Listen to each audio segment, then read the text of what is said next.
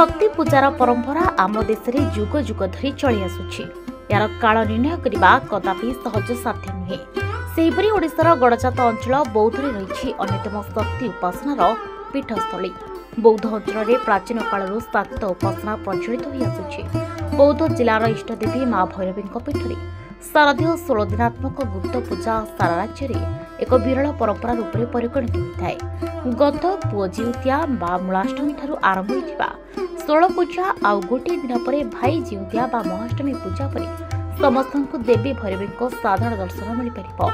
तेबे इतिमध्य बौद्ध जिलार विभिन्न स्थान में माँ दुर्गा नवरात्रि पूजा जारी।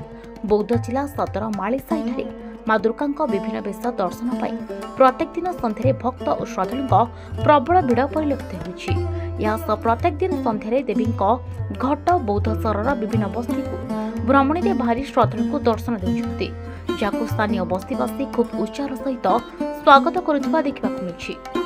आश्विन मास चली आश्विन मसरे नवरात्र पूजा आरंभ हुए देवी दुर्गा किंतु षोडश पूजा आगु आरंभ हुए जोटा कि आम पुओ जुंतिया भाव में पश्चिम ओडिशा रे प्रसिद्ध। पुओ जुंतिया ठार आरंभ करी पुणी आम दुर्गा अष्टमी भाई जुंतिया नाम प्रसिद्ध।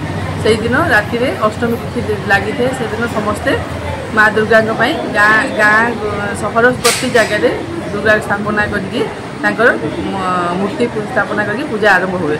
आ सब प्रकार शक्तिपीठ गुड़ाक नवरात्र आरंभ हो जाए। अधिष्ठात्री देवी होती माँ भैरवी किंतु 16 पूजा स्टार्ट होला पर भैरवी मंदिर को लोक मान जीवा निषेध होता है। अष्टमी पर पाठ को जीवाई द्वार खोला हो जाए। विभिन्न स्थान में शक्तिपीठ अच्छी सब शक्तिपीठ नवरात्र पूजा होउछि। रिपोर्ट हिराचल लाइव।